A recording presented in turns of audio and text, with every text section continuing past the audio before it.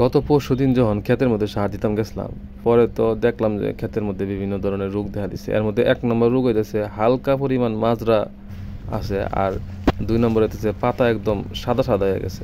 তো এই সাদা সাদা রোগটা একটু বেশি, একদম প্রায় অর্ধেক জমির মধ্যে এই সমস্যা আছে, আর বাকি অর্ধেকের মধ্যে টুকটাক আছে। প্রথম যে অর্ধেক, এই অর্ধেকের মধ্যে মোটামুটি সমস্যাটা একটু বেশি। তো এই সমস্যার কারণে কৃষক হিসেবে যে এলাম, স্যার কী করা যায় এখন? ওনার পরামর্শ হইতেছে নিট শট আর মোটর। যাই হোক, আমি বাড়িতে ১ ট্যাঙ্কি বইরা লই আইছি পানি।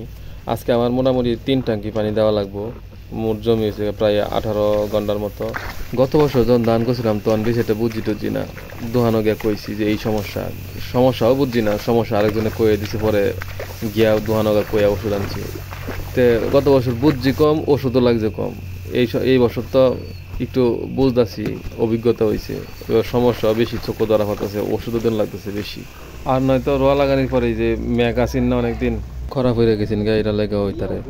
অনেক মানুষের মনে করে অত ওষুধ অত সার আমি কই দিই, আসলে গাছের রোগ হইলে বয়ে থাকা ভালো লাগে না। যতদিন ওষুধ স্প্রে না করি ততদিন মনে শান্তি লাগে না।